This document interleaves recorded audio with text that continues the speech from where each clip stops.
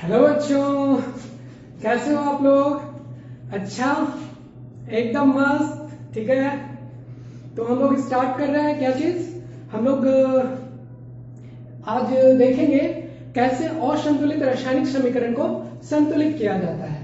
असंतुलित रासायनिक समीकरण सबसे पहले देख लीजिए कि क्या चीज होता है। असंतुलित रासायनिक समीकरण उस तरह के रासायनिक संतुलन को रासायनिक समीकरण को कहते हैं जिसमें कि क्या हो, जिसमें आपको अभिकारक की और मौजूद कुल तत्वों की, जितने भी तत्व हैं उसके परमाणुओं की संख्या आपको उत्पाद में मौजूद जितने भी तत्व हैं उसके परमाणुओं की संख्या के बराबर नहीं हो, तो हम लोग क्या कहेंगे उसको, उस तरह के रासायनिक समीकरण को कहेंगे कि ये असंतुलित रासायनिक समीकरण है। मतलब कि आपको रासायनिक अभिक्रिया जिसमें कि द्रव्यमान संरक्षण के नियम का पालन नहीं किया गया हो उसको हम लोग क्या कहते हैं, उसमें हम लोग कहते हैं कि ये जो समीकरण है वो क्या है, हमारा असंतुलित रासायनिक समीकरण है या कंकाली रासायनिक समीकरण है।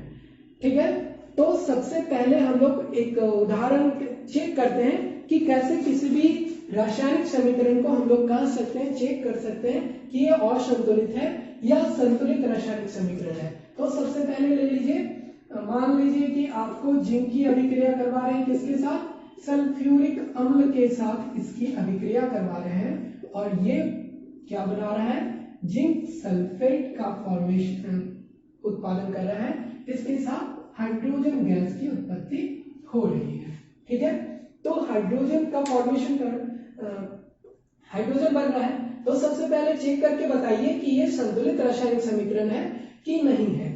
तो सबसे पहले चेक करने के लिए हम लोग को क्या देखना है कि अभिकारक की ओर मौजूद जितने भी तत्व हैं, अभिकारक की ओर मौजूद जितने भी तत्व हैं, जितने भी अभिकारक हैं, जिसको हम लोग योग के चिन्ह के साथ जोड़े हुए हैं, उसमें मौजूद प्रत्येक तत्व के परमाणुओं की संख्या उत्पाद की और मौजूद प्रत्येक तत्व के, उत्पाद में भी वो तत्व मौजूद रहेगा जो तत्व आपको अभिकारक में मौजूद है, किसी भी रासायनिक अभिक्रिया के पश्चात वो उत्पाद में बदल जाता है और उत्पाद में उसका जो दूसरे तत्वों के साथ उसका जो आबंध बना हुआ होता है वो दूसरे तरह से बना हुआ होता है।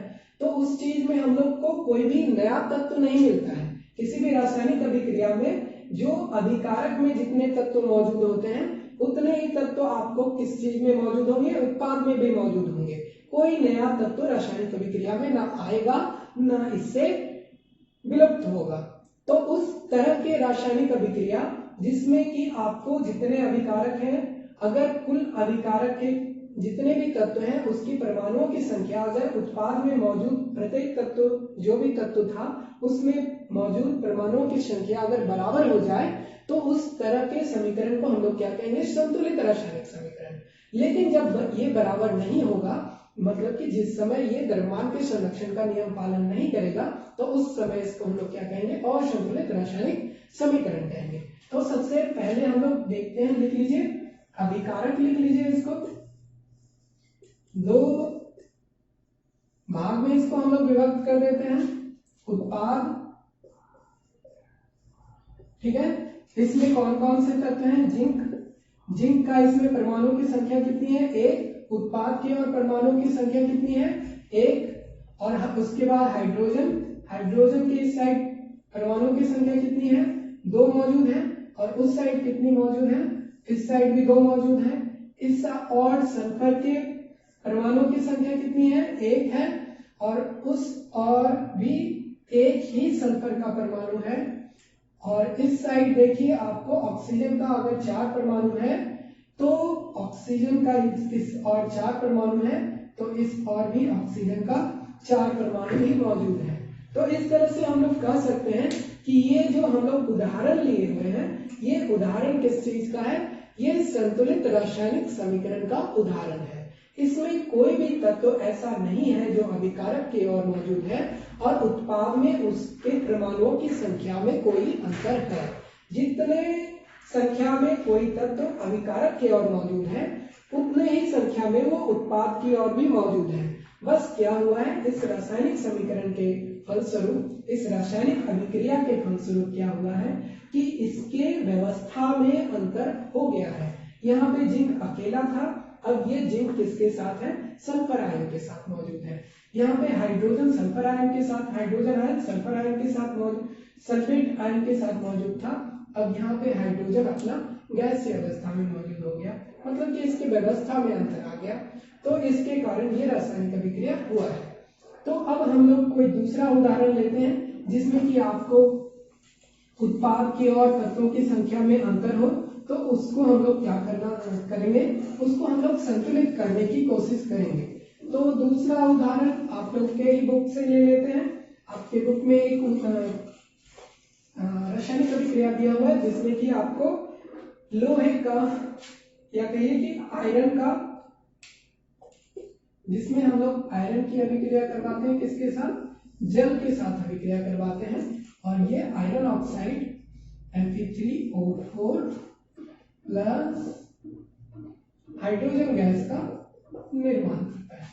ठीक है, इस अभिक्रिया, ये रासायनिक अभिक्रिया है। ठीक है, इस रासायनिक अभिक्रिया में क्या हुआ है कि लोहे का जल के साथ अभिक्रिया हुआ है और ये आयरन ऑक्साइड और हाइड्रोजन गैस में परिवर्तित हो गया।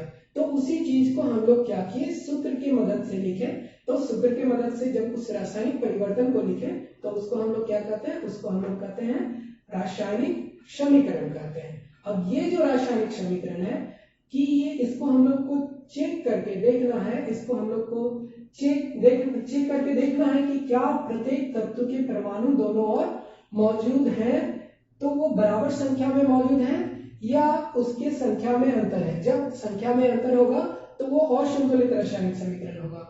सबसे पहले तो हम लोग को अंतर कहाँ पे नजर आ जा रहा है, सबसे पहला ही अंतर नजर आ जा रहा है आयरन के परमाणु में। यहाँ पे अगर एक है तो उसके अनुपात में यहाँ पे 3 दिया हुआ है, तो इसके आयरन के परमाणुओं में अंतर होने के कारण ये असंतुलित रासायनिक समीकरण है।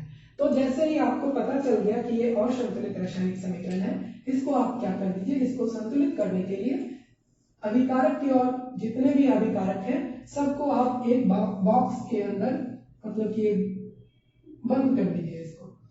इसको बंद कर दीजिएगा तो क्या होगा, अब इसके सूत्र में हम लोगों को बदलाव नहीं करना है। जब किसी भी रासायनिक समीकरण को संतुलित करने के लिए दिया जाता है तो उसके सूत्र में हम लोग को परिवर्तन नहीं करना होता है। क्या करना होता है, हम लोग बस क्या कर सकते हैं, इस डब्बा के बाहर हम लोग किसी भी संख्या से गुना कर सकते हैं। वो छोटी संख्या होनी चाहिए, बहुत बड़ा संख्या से हम लोग गुना करेंगे तो फिर दिक्कत हो जाएगा। उसमें जो भी छोटा, हम लोग को छोटा मतलब कि गुणांक होना चाहिए। ठीक है, तो उसी चीज से हम लोग देखेंगे जिसमें जिस और अगर अभिकारक की और तत्वों की संख्या में कमी हो तो उधर हम लोग गुना कर लेंगे, अगर उत्पाद की और तत्वों की संख्या में कमी हो तो उधर कुछ संख्या से गुना कर लेंगे। तो देखते हैं, हम लोग शुरू करते हैं इसको संतुलित करना और इसी से स्टार्ट करते हैं। इस दूसरा आपका पहला चरण क्या था कि सबसे पहले तो आपको प्रत्येक तत्व का जो भी सूत्र दिया हुआ है उसको घेर के रख लीजिए कि उसमें कोई परिवर्तन नहीं हो। ठीक है, उसके बाद दूसरा आप कहीं से भी शुरू कर सकते हैं, जिस भी दूसरा हम लोग को क्या करना था, दूसरा मान लीजिए कि हम लोग एक बार चेक कर लेते हैं कि कौन कौन सा तत्व है अभिकारक की ओर और कौन कौन सा है आपको उत्पाद की ओर।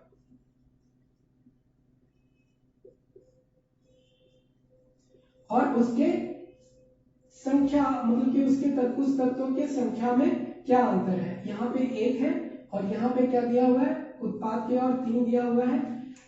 हाइड्रोजन के लिए चेक करेंगे तो हाइड्रोजन के लिए 2 इधर, उस साइड भी आपको 2 ही हाइड्रोजन है। और उसके बाद ऑक्सीजन के लिए चेक करेंगे, ऑक्सीजन यहाँ पे आपको अकेले में है, 1 है और इस साइड कितना है, 4 है। ठीक है, तो ये अंतर है। इसी अंतर को दूर करने के लिए हम लोग क्या करते हैं, इससे स्टार्ट करते हैं और ये तत्व ये लेते हैं, कौन सा, आयरन ऑक्साइड लेते हैं और इसी से संतुलित करना शुरू करते हैं आयरन को।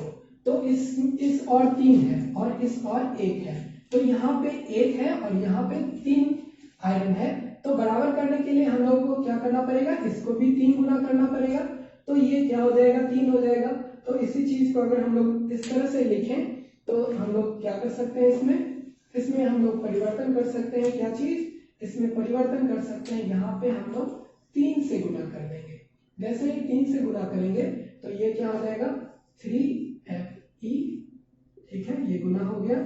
और उसके बाद जो जैसा है उसको उसी तरह से रहने दीजिए। अभी अगले स्टेप में हम लोग दूसरे चीज को करेंगे बराबर, ठीक है। अब हम लोग को किससे को संतुलित करना है, इसको स्टार्ट किए हुए हैं तो आयरन ऑक्साइड को ही शुरू किए हुए हैं, तो इसके ऑक्सीजन को हम लोग फिर से देखते हैं। ऑक्सीजन इधर 4 है और यहाँ पे ऑक्सीजन आपको अभिकारक में यहीं पे सिर्फ मौजूद है और यहाँ पे ये अकेले है। तो अगर इसके साथ हम लोग, इसमें 1 है, यहाँ पे 4 है, तो इसमें भी अगर हम लोग 4 गुना कर दें तो क्या हो जाएगा, ऑक्सीजन भी बैलेंस हो जाएगा। तो क्या लिखते हैं हम लोग,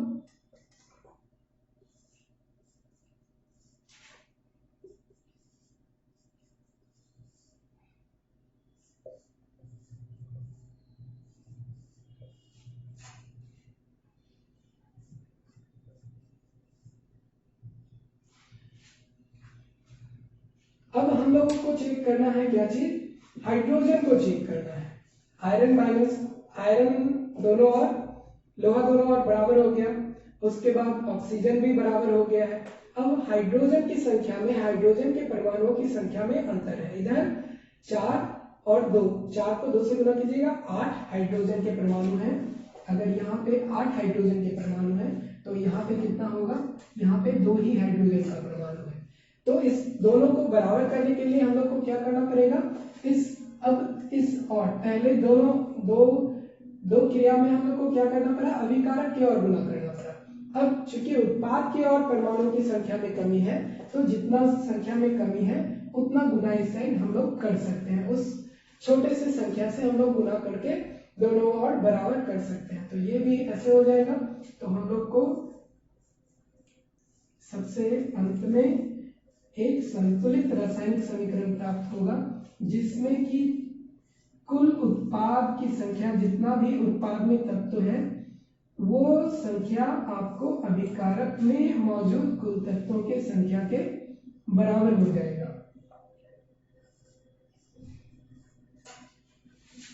ये समीकरण हम लोग को मिल रहा है और इसमें फिर से एक बार चेक करते हैं कि क्या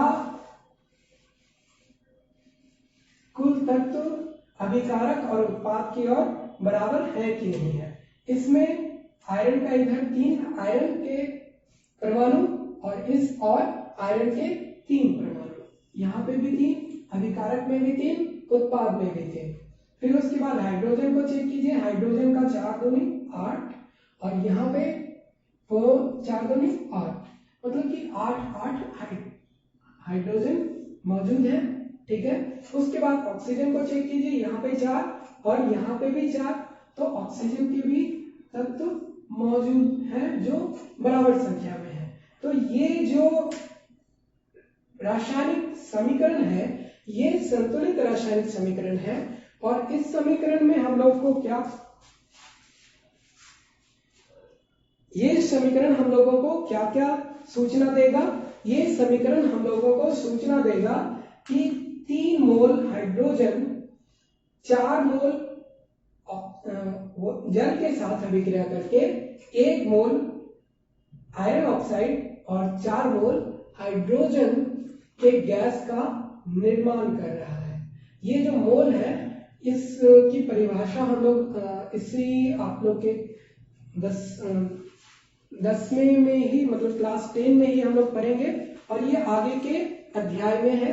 अभी इसको हम लोग ऐसे ही मान लीजिए, अभी मान लीजिए कि ये परमाणु की संख्या है, आगे हम लोग देखेंगे मोल क्या चीज होता है, ठीक है। अभी तो हम लोग क्या सीख रहे हैं हम लोग कि कैसे असंतुलित रासायनिक समीकरण को, ये हम लोगों को दिया हुआ था असंतुलित रासायनिक समीकरण, इसको हम लोग सब कैसे इसमें संतुलित रासायनिक समीकरण में बदल दिए। संतुलित रासायनिक समीकरण में बदलने के बाद देख लीजिए, एक बार फिर से चेक कर लीजिए कि किसी भी तत्व के या किसी भी यौगिक के सूत्र में हम लोगों को कोई परिवर्तन नहीं किए हैं। 3 यहाँ, जैसे आयरन यहाँ पे था, यहाँ पे भी आयरन है, आगे में गुणांक लग गया 3, लेकिन इस साइड कुछ नहीं लगा, इसके सूत्र में कोई परिवर्तन नहीं हुआ। ये जल का सूत्र है, यहाँ पे भी जल का सूत्र उसी तरह से है आपको। उसके बाद ये फेरिक ऑक्साइड, ये आयरन ऑक्साइड, ये आयरन ऑक्साइड का उसी तरह से सूत्र है, और उसके बाद आपको हाइड्रोजन का सूत्र वही है। किसी भी तत्व या यौगिक के सूत्र में हम लोगों को बदलाव नहीं किया गया है। तो कैसे हम लोग इसको चेक किए? सबसे पहले हम लोग को चेक करना है, सबसे पहले तो देख लीजिए कि जो समीकरण हम लोग को असंतुलित रासायनिक समीकरण दिया हुआ है वो असंतुलित है या संतुलित है। जैसे ही संतुलित रासायनिक समीकरण रहेगा तो उसको हम लोग को आगे कोई उसमें कुछ बदलाव नहीं करना है। जैसे ही असंतुलित रासायनिक समीकरण होगा तो आप क्या कीजिए, सबके सूत्र को घेर दीजिए कि उसके सूत्र में हमें बदलाव नहीं करना पड़े। ठीक है, उसके बाद हम लोग क्या करेंगे, कहीं से भी शुरू करेंगे, कोई एक तत्व या यौगिक को पकड़ लेंगे, उसके बाद हम लोग उसमें मौजूद प्रत्येक तत्व के परमाणुओं की संख्या को दोनों ओर संतुलित करेंगे। संतुलित करने के लिए हमें क्या करना होता है, जैसे कि इसी उदाहरण में हम लोग देखें कि यहाँ से शुरू किए हुए थे और इसमें सबसे पहला तत्व क्या था, कोई भी तत्व से स्टार्ट कर सकते थे। तो हम लोग लोहा से स्टार्ट किए, तो आयरन के 3 परमाणु यहाँ पे थे और तो यहाँ पे 1 ही थे, तो उसको संतुलित करने के लिए इधर हम लोग 3 से गुणा कर दिए। जब ये संतुलित हो गया तो दूसरे तत्वों के लिए हम लोग देखेंगे कि दूसरा तत्व कौन सा है, कोई भी ऑक्सीजन। फिर उसके बाद लिए ऑक्सीजन यहाँ पे 4 था तो यहाँ पे 1 ही था, बराबर करने के लिए हम लोग यहाँ पे 4 से गुणा कर दिए तो ये बराबर हो गया। तो इसके सूत्र में परिवर्तन हो गया, इसके सूत्र के आगे हम लोग को गुणांक लग गया 4। ठीक है, उसके बाद सबसे बाद में हम लोग देखें कि हाइड्रोजन की संख्या में अंतर था, तो हाइड्रोजन की संख्या में परिवर्तन करने के लिए 4 से गुणा कर दिए, तो ये हम लोगों को संतुलित रासायनिक समीकरण प्राप्त हो गया, जो कि आपको द्रव्यमान के संरक्षण के नियम का पालन करता है। इसमें प्रत्येक तत्व के परमाणु अगर उत्पाद और अभिकारक दोनों में मौजूद हैं और बराबर संख्या में मौजूद हैं तो उसका द्रव्यमान बराबर ही होगा, क्योंकि हम लोगों को ये मान्यता है कि कोई भी तत्व का परमाणु जो होगा एक समान होता है। अभी हम लोग को ये मान्यता है। ठीक है, आगे किसी दूसरे उदाहरण को लेते हैं। इसके बाद हम लोग लेते हैं उदाहरण कि कौन सा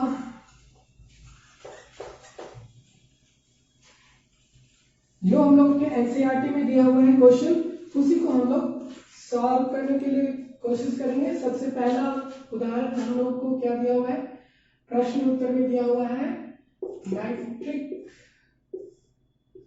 अम्ल की अभिक्रिया करा रहे हैं किसी से, कैल्शियम हाइड्रोक्साइड से करवा रहे हैं ये अभिक्रिया, और ये क्या चीज का निर्माण करता है, कैल्शियम नाइट्रेट का निर्माण करता है। इसके साथ क्या चीज बनता है, इसके साथ जल का निर्माण होता है।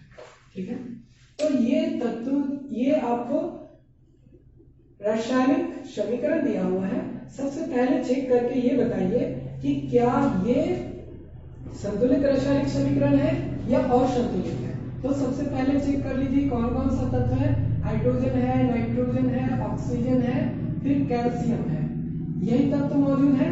आपको अभिकारक में कितने इसके तत्व हैं, अभिकारक में हाइड्रोजन के कितने हैं, 3 परमाणु हैं अभिकारक में, और उत्पाद में कितना है,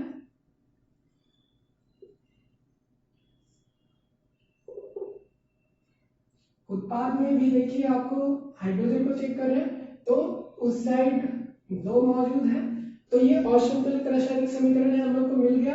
लेकिन आगे को भी इस सब बाकी तत्वों को भी देख लेते हैं कितना मौजूद है। यहाँ पे 1 मौजूद है और नाइट्रोजन उस साइड 2 मौजूद है।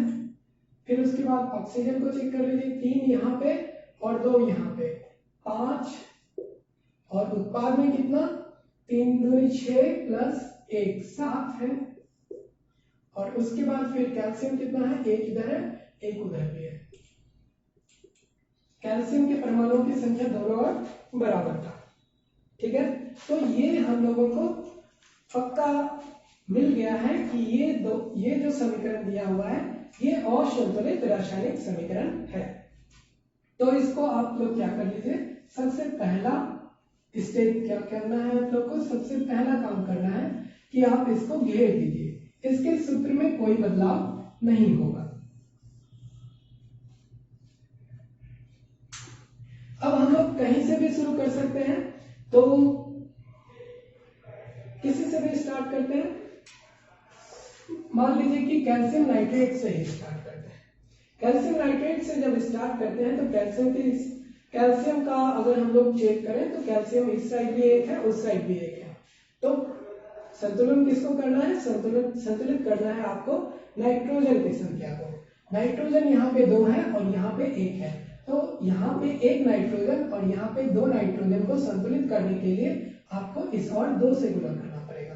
ठीक है, तो 2 से गुना होगा तो ये क्या हो जाएगा, 2 नाइट्रिक एसिड। ठीक है, ये हो जाएगा, और जो जैसे है उसको वैसे ही लिख दीजिए, कोई बदलाव नहीं होने वाला है।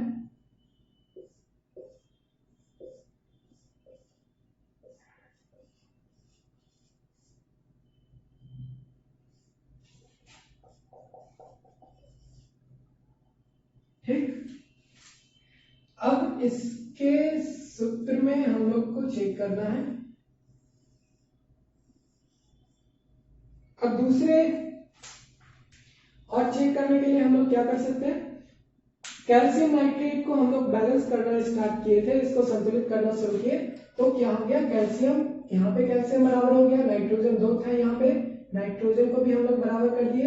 अब ऑक्सीजन के लिए हम लोग को अगर चेक करना हो तो ऑक्सीजन देखिए कि कितना ऑक्सीजन है, तो ऑक्सीजन आपको यहाँ पे कितना मिल रहा है, यहाँ पे 6 और यहाँ एक 7, और इस और कितना है आपको, इस और भी आपको 3 यहाँ पे और 2 से आगे गुना हो गया, तो क्या हो जाएगा, 6 ऑक्सीजन यहाँ पे है और 2 ऑक्सीजन यहाँ पे है। 2 ऑक्सीजन यहाँ पे होने के कारण आपको कितना ऑक्सीजन हो गया, ऑक्सीजन की संख्या आपको हो रहा है यहाँ 6 और यहाँ 2, 8 हो गया। तो ये वाला अगर आप 6, ये वाले 6 से आप छोड़ दीजिए तो क्या आप देख सकते हैं, ऑक्सीजन के लिए देख सकते हैं कि यहाँ पे 2 ऑक्सीजन है और यहाँ पे 1 ऑक्सीजन है। इसको क्यों छोड़ रहे हैं, क्योंकि इसमें जो आपको एक आयन है ये नाइट्रेट आयन है, ये NO3 माइनस, और यहाँ पे भी देखिएगा तो NO3 माइनस। इसमें जैसे ही ऑक्सीजन को बैलेंस करने के लिए अगर इस साइड परिवर्तन कीजिएगा तो क्या हो जाएगा, आपके नाइट्रोजन में भी बदलाव आ जाएगा। तो उस चीज से बचने के लिए हम लोग क्या करते हैं, इसको छोड़ देते हैं। अगर ऑक्सीजन को संतुलित करना है तो इसके 2 ऑक्सीजन को संतुलित करने के लिए, चूंकि ये संतुलित पहले हो चुका है तो इसी को अब संतुलित करना है, तो उस और हम लोग जल के अणु में ही बदलाव करते हैं। तो उसके लिए हम लोग को क्या बदलाव करना पड़ेगा, यहाँ हम लोग को 2 से गुना करना पड़ेगा। तो ये क्या हो जाएगा, हम लोग को सूत्र बदल जाएगा। अब सूत्र हो जाएगा हमारा इस तरह से, आंशिक संतुलित समीकरण इस तरह से हमें प्राप्त होगा, HNO3 ठीक प्लस CaOH का होल ट्वाइस, और ये कैल्शियम नाइट्रेट प्लस 2। ठीक है, तो अब आप देखिएगा कि क्या हुआ है, यहाँ पे बदलाव हुआ है, यहाँ पे बदलाव क्या हुआ है कि यहाँ पे हम लोग 2 से गुना कर दिए। तो अब हम लोगों को कैल्शियम नाइट्रेट में प्रत्येक तत्व जो जो था उसका संतुलन हो चुका है, कैल्शियम बराबर हो चुका है, नाइट्रोजन बराबर हो गया, ऑक्सीजन बराबर हो गया। अब हम लोगों को हाइड्रोजन के लिए चेक करना है। हाइड्रोजन यहाँ पे 2 है, यहाँ पे 2 है, ठीक है, और यहाँ पे अगर हाइड्रोजन मौजूद है तो यहाँ 2 गुना 2 4, तो हाइड्रोजन भी हम लोगों को क्या हो गया, संतुलित हो गया। फिर से एक बार हम लोग चेक कर लेते हैं कि जितने भी तत्व दिए हुए हैं वो बराबर संख्या में है कि नहीं है। ये पहले था, ये जब असंतुलित रासायनिक समीकरण था उस समय ये अभिकारक और उत्पाद में तत्वों की संख्या थी, फिर से इसका लिस्ट बना लेते हैं अभिकारक के लिए और उत्पाद के लिए।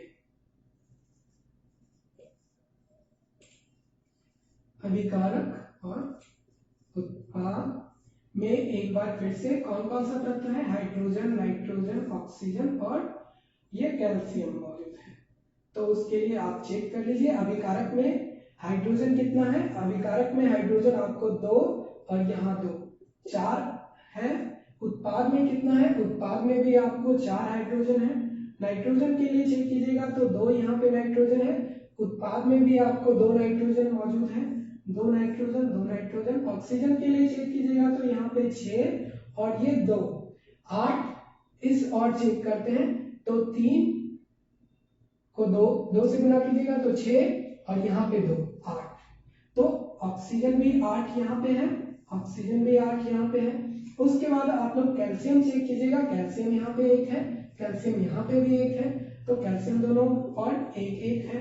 तो अब आप देखिए कि प्रत्येक तत्व जो अभिकारक में मौजूद है वही तत्व आपको उत्पाद में भी मौजूद है।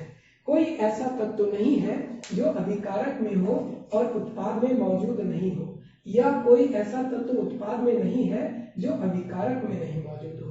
तो ये द्रव्यमान संरक्षण के नियम का पालन करता है। उसके साथ साथ आपको क्या हो रहा है, ये रासायनिक अभिक्रिया के संरक्षण के नियम को पालन कर रहा है कि कोई भी नया तत्व तो नहीं बनेगा रासायनिक अभिक्रिया के पश्चात, न किसी भी तत्व का विनाश होगा। और उसके बाद फिर क्या कर रहा है, द्रव्यमान के संरक्षण को कैसे पालन कर रहा है कि जितना तत्व की परमाणु अभिकारक में मौजूद है उतना ही तत्व के परमाणु आपको उत्पाद में भी मौजूद है। तो उसके कारण ये द्रव्यमान के संरक्षण को भी, द्रव्यमान के संरक्षण के नियम को भी पालन करता है। तो ये हमारा संतुलित रासायनिक समीकरण मिल गया हमको। उसी के तरह हम लोग दूसरा रासायनिक समीकरण देखते हैं जो आपके ही बुक एनसीईआरटी का ही दिया हुआ है। अब आप खुद से भी कहीं पे जो भी क्वेश्चन दिया हुआ है उसको एक बार आप खुद से बनाने की कोशिश कीजिए। अगर नहीं बनता है तो उसके बाद फिर ये वीडियो देख के आप उसका सॉल्यूशन देख सकते हैं, ठीक है। अगर कोई चीज अगर खुद से बनाइएगा तो उसमें क्या होगा, उसमें आपको थोड़ा सा मदद मिलेगा कि वो चीज जल्दी सीख जाइएगा। अगर देख देख के बनाइएगा तो वो सीखने में थोड़ा लेट लगेगा। किसी भी चीज को खुद से सीखने की कोशिश किया कीजिए, ठीक है। तो उसके बाद हम लोग दूसरा देखते हैं कौन सा उदाहरण था जिसमें हम लोग को दूसरा है एग्जाम्पल आपका सोडियम हाइड्रोक्साइड की अभिक्रिया करवा रहे हैं हम लोग। किस चीज से, सल्फ्यूरिक अम्ल से इसकी अभिक्रिया करवा रहे हैं। और ये किस चीज का उत्पादन करता है, ये उत्पादन करता है सोडियम सल्फेट Na2SO4 और प्लस आपको किस चीज का उत्पादन करेगा, जल का। ये एक रासायनिक समीकरण दिया हुआ है जिसको कि आपको संतुलित करना है, ठीक है, आपके अध्याय में दिया हुआ है। तो इसमें भी हम लोग सबसे पहले तो यहीं पे देख लीजिए अंतर है। सोडियम यहाँ पे 1 है और सोडियम यहाँ पे 2 है। तो इसके परमाणुओं की संख्या में अंतर होने के कारण इसको हमको संतुलित करना है। तो सबसे पहले चेक कर लीजिए, सबसे पहले आपको चेक करने से चेक तो कर ही लीजिए। सबसे पहले आप इसके सूत्र में एक डब्बा लगा दीजिए। इस डब्बा के कारण क्या होगा, इसके सूत्र में हम लोग कोई परिवर्तन नहीं करेंगे, डब्बा के अंदर कोई चेंज नहीं करना है। अब हम लोगों को क्या करना है, चेक करना है कि अभिकारक में कितने तत्व हैं और उत्पाद में कितने हैं।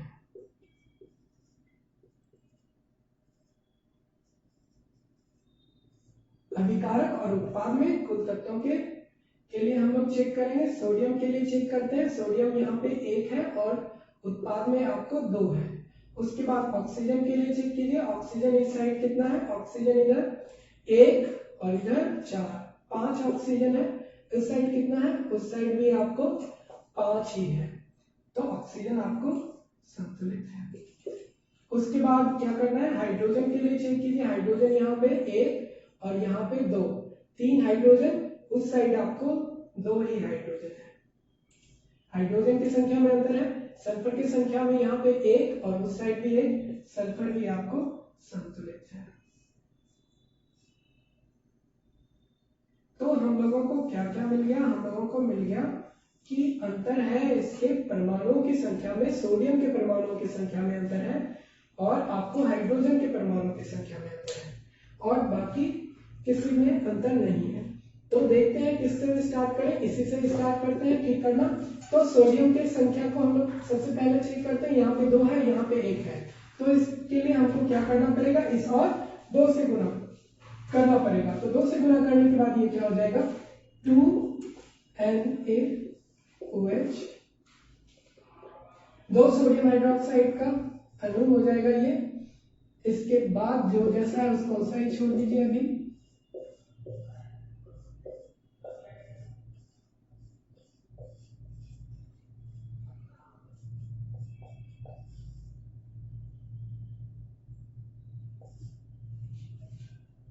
ठीक है, उसके बाद हम लोग सल्फर के लिए चेक करते हैं। तो सल्फर आपको इधर भी 1 है, उधर भी 1 है, सल्फर बराबर है। ऑक्सीजन के लिए चेक कीजिए, तो ऑक्सीजन वहां पे 4 है, यहाँ पे भी 4 है। ठीक है, ऑक्सीजन इसमें 4 और इधर क्या हो गया 2 एक्स्ट्रा हो गया।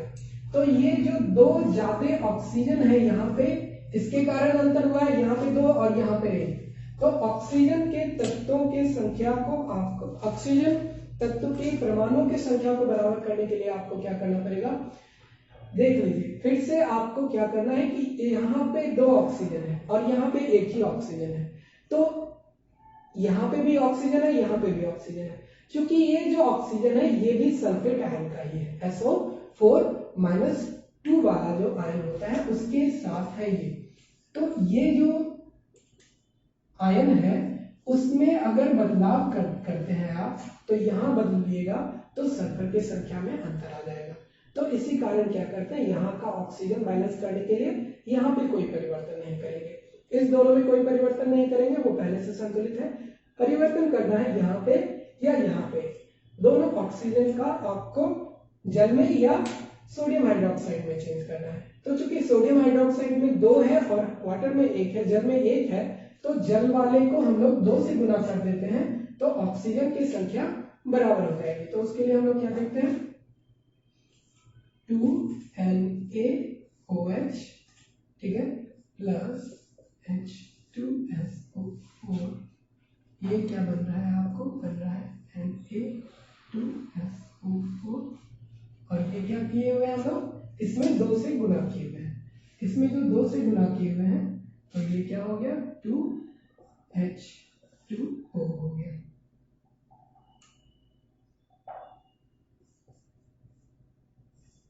तो ऑक्सीजन की संख्या आप देखिए दोनों ओर बराबर हो चुका है। सल्फर का संख्या आप लोग पहले बराबर कर चुके थे, नाइट्रोजन की संख्या पहले से बराबर हो चुकी थी, नाइट्रोजन सबसे पहले बराबर हुआ, फिर ऑक्सीजन बराबर। आपको चेक करना है कि हाइड्रोजन की संख्या बराबर है कि नहीं है। हाइड्रोजन की संख्या के लिए आप देखिए यहाँ पे 2 से गुना लगा हुआ है, तो 2 हाइड्रोजन यहाँ पे, 2 हाइड्रोजन यहाँ पे, टोटल आपको 4 हाइड्रोजन हो गया। और इस और कितना है, इस और देखिएगा तो इसमें एक भी हाइड्रोजन नहीं, और इसमें है आपको 2 हाइड्रोजन है, तो 2 से उसमें गुना किया हुआ है तो 4 हाइड्रोजन। तो हाइड्रोजन भी संतुलित हो गया। तो हम लोग फिर से एक बार लिस्ट बना लेते हैं। सोडियम था, ऑक्सीजन है, हाइड्रोजन है और सल्फर है। तो सोडियम आपको दोनों ओर 2 हो गया, अभिकारक में और उत्पाद में, ये अभिकारक के लिए और ये आपको उत्पाद के लिए 2। और ऑक्सीजन आपको कितना है, ऑक्सीजन कुल आपको 4 और 2 6 ऑक्सीजन हो गया, इस और भी आपको 6 ऑक्सीजन हो गया। उसके बाद आपको हाइड्रोजन चेक कीजिएगा तो 2 और यहाँ पे 2, 4 हाइड्रोजन चेक हो गया और ये भी 4 है आपको। और सल्फर के लिए देखिए तो सल्फर यहाँ पे 1 और सल्फर यहाँ पे 1, तो सल्फर भी आपको संतुलित हो गया। तो इस तरह से आप किसी भी रासायनिक समीकरण को, जो कि असंतुलित रासायनिक समीकरण है, हिट एंड ट्रायल मेथड से इसको हल कर सकते हैं। और ये आपको बहुत ही आसान क्वेश्चन आने वाला है, ये बहुत ही इंपॉर्टेंट आपको है क्वेश्चन, आपके परीक्षा में आपको बार बार पूछते ही रहता है, बराबर पूछता है।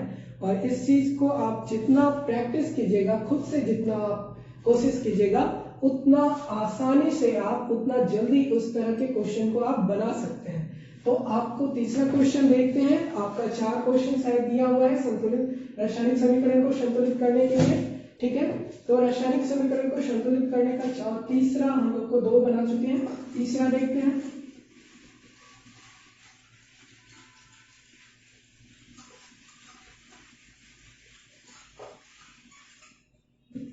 तीसरा समीकरण क्या है हम लोगों को? तीसरा समीकरण में है सोडियम क्लोराइड का अभिक्रिया हो रहा है, सोडियम क्लोराइड का अभिक्रिया हो रहा है किससे? सिल्वर नाइट्रेट से हो रहा है। NaCl का अभिक्रिया किससे हो रहा है? सिल्वर नाइट्रेट से हो रहा है, ठीक है। सिल्वर नाइट्रेट से हो रहा है, तो ये बन क्या चीज रहा है? ये परिवर्तित हो रहा है किस चीज में? सिल्वर क्लोराइड AgCl में परिवर्तित हो रहा है और फिर किस चीज को बना रहा है? सोडियम नाइट्रेट का फॉर्मेशन कर रहा है, ये सोडियम नाइट्रेट का फॉर्मेशन कर रहा है, ठीक है। तो इस समीकरण को सबसे पहले चेक कीजिए कि क्या ये समीकरण आपको संतुलित रासायनिक समीकरण है या ये आपको संतुलित रासायनिक समीकरण नहीं है। तो सबसे पहले देखते हैं हम लोग क्या है? सोडियम, सोडियम इधर भी एक है, उस साइड भी आपको एक ही है। उसके बाद क्या देखते हैं? क्लोरीन, क्लोरीन यहाँ पे भी एक है और इस और भी एक है। उसके बाद देखते हैं सिल्वर, तो सिल्वर भी आपको एक ही है, यहाँ यहीं पे एक सिल्वर है, यहाँ पे भी एक सिल्वर है। यहाँ पे आपको नाइट्रोजन चेक करना है, नाइट्रोजन यहाँ पे एक है और उधर भी नाइट्रोजन एक है, ऑक्सीजन भी 3 है और ऑक्सीजन भी 3 है। तो ये आपको जो समीकरण दिया हुआ है, तीसरा जो समीकरण दिया हुआ है, तीसरा समीकरण आपको पहले से ही संतुलित था, तो इस समीकरण को आपको संतुलित करने का जरूरत नहीं पड़ा। तो इसमें क्या हो रहा है? इसमें आपको ये पहले से संतुलित रासायनिक समीकरण है। तो ऐसा भी क्वेश्चन आपको बहुत बार रहता है कि देखिए चेक कीजिए कि कौन सा समीकरण दिए हुए 4 समीकरण में से कौन सा समीकरण आपको संतुलित है या कौन सा समीकरण संतुलित नहीं है, उस चीज को भी खोजने के लिए दे देगा और आपको 1 नंबर का क्वेश्चन आपके बोर्ड में आ जाएगा। बहुत ही आसान चीज है, ठीक है। उसके बाद हम लोग देखते हैं चौथा इक्वेशन दिया हुआ है क्या? बेरियम क्लोराइड का अभिक्रिया दिया हुआ है किसके साथ? सल्फ्यूरिक एसिड के साथ। बेरियम क्लोराइड को जब सल्फ्यूरिक एसिड के साथ अभिक्रिया करवाते हैं तो क्या चीज का फॉर्मेशन होगा? आपको बेरियम क्लोराइड का BaCl2 की अभिक्रिया हम लोग किससे करते हैं? सल्फ्यूरिक एसिड से, सल्फ्यूरिक अम्ल से अभिक्रिया करते हैं। तो इसका हम लोग को क्या चीज बनता है? इसका हमको बनता है barium sulphate BaSO4, barium sulphate plus आपको क्या बनता है? हाइड्रोक्लोरिक एसिड, ठीक है। तो ये रासायनिक अभिक्रिया दिया हुआ है, इसमें सबसे पहले आप चेक कीजिए कि क्या ये संतुलित है या नहीं है। क्लोरीन यहाँ पे 2 है, वहां पे 1 ही है, ये संतुलित नहीं है। तो इसको क्या करना पड़ेगा? इसको संतुलित करना पड़ेगा। सबसे पहले आप क्या कीजिए? सबसे पहले घेर दीजिए सारा का सारा, ठीक है। खुद से बनाने की कोशिश कीजिए, अगर बन जाता है तो बहुत ही अच्छी बात है। और जितना भी क्वेश्चन मिले, जितना भी आपको समीकरण मिले पूरी किताब में, उसको आप खुद से संतुलित करने की कोशिश कीजिए। तो वो क्या होगा कि रासायनिक समीकरण भी आपको याद हो जाएगा। कोई जो रासायनिक समीकरण होता है, जैसे श्वसन के लिए रासायनिक समीकरण है या प्रकाश संश्लेषण के लिए है, तो वो आपको याद हो जाएगा, जिससे क्वेश्चन पूछा जाता है, ठीक है। तो इसको हम लोग सबसे पहले घेर लिए। उसके बाद किससे स्टार्ट करना है? इसी से, किससे स्टार्ट कीजिए? इसी से स्टार्ट करते हैं, ठीक है। बेरियम सल्फेट से स्टार्ट करते हैं। बेरियम यहाँ पे 1 है, यहाँ पे भी बेरियम 1 है, ठीक है। उसके बाद सल्फर यहाँ पे 1 है, सल्फर भी यहाँ पे 1 है, ऑक्सीजन यहाँ पे 4 था, यहाँ पे भी आपको 4 ऑक्सीजन दिया हुआ है और कहीं पे भी ऑक्सीजन नहीं है। तो बेरियम सल्फेट पहले से ही संतुलित है। अब आपको चेंज कहाँ पे है? अब दूसरा देखिए, बेरियम क्लोराइड के लिए आप क्लोरीन को चेंज करने के लिए आपको क्लोरीन के संतुलन करने के लिए क्लोरीन आपको क्या करना है? देखिए यहाँ पे 2 दिया हुआ है, क्लोरीन आपको 2 है और क्लोरीन इस और उत्पाद की ओर जस्ट यहाँ पे बस 1 ही बार है और उसको बराबर करने के लिए आपको क्या करना है? बस 2 से गुणा कर दीजिए इसमें। तो क्लोरीन बराबर हो जाएगा, क्या लिखते हैं इसको हम लोग? Barium chloride BaCl2 plus H2SO4, ये हो गया आपको बेरियम सल्फेट प्लस 2HCl। तो इसको हम लोग को हाइड्रोजन तो अभी संतुलित नहीं किया है। क्लोरीन संतुलित हो गया आपको, बेरियम पहले से संतुलित था, क्लोरीन को हम लोग संतुलित कर दिए, सल्फर भी संतुलित था। अब उसके बाद हम लोग को ऑक्सीजन भी संतुलित था। हाइड्रोजन के लिए चेक कीजिए, हाइड्रोजन यहाँ पे कितना है, हाइड्रोजन आपको 2 है और इस और भी अब क्या हो गया, ये संतुलित हो गया। तो बस एक बदलाव किए इसमें, हम लोग कहाँ पे चेंज किए, एक ही जगह परिवर्तन किए, सिर्फ क्लोरीन के साथ हम लोग 2 लगा दिए, हाइड्रोक्लोरिक एसिड में आपको 2 से गुना करना पड़ा और एक और संतुलित रासायनिक समीकरण आपको संतुलित हो गया। तो इस तरह से आप देख सकते हैं कि कोई भी रासायनिक समीकरण को संतुलित करना बहुत ही आसान है। ठीक है, इससे हम लोग कहीं से भी शुरू कर सकते हैं, कोई भी रासायनिक समीकरण हो सकता है जिसको कि आपको संतुलित करना हो और आप उसको चेक कर सकते हैं। और इसी के साथ हम लोग आज की क्लास को यहीं पे समाप्त करेंगे और अगले भाग में हम लोग देखेंगे विभिन्न प्रकार के रासायनिक समीकरण, जिसमें कि आपको क्या करना क्या पढ़ेंगे हम लोग, संयोजन रासायनिक अभिक्रिया देखेंगे। रासायनिक अभिक्रिया में हम लोग विभिन्न प्रकार के रासायनिक अभिक्रिया रहेंगे, जिसमें कि संयोजन, वियोजन, विस्थापन, द्विविस्थापन और फिर उपचयन, अपचयन, ऊष्माशोषी, ऊष्माक्षेपी। ठीक है, वो सारा अभी आपको रासायनिक अभिक्रियाएं पढ़ेंगे, हम लोग उदाहरण के साथ देखेंगे। उस तब तक के लिए हम लोग इतना प्रैक्टिस कीजिए। रासायनिक जो भी हम लोग को असंतुलित रासायनिक समीकरण आप लोगों को मिले, आप लोग खुद से संतुलित कीजिए उसको। अगर नहीं होता हो तो उसको क्या करें, कमेंट में आप उसको भेज सकते हैं। तो जो कमेंट में रहेगा उसको हम लोग संडे के दिन सॉल्व करेंगे। जब आप भेजिएगा उसके आगे आने वाले संडे के दिन हम लोग उसको सॉल्व कर लेंगे। तो आप एग्जाम तक, जब तक कि आप लोगों का परीक्षा नहीं हो जाता 10 का, आप लोग खूब प्रैक्टिस कीजिए।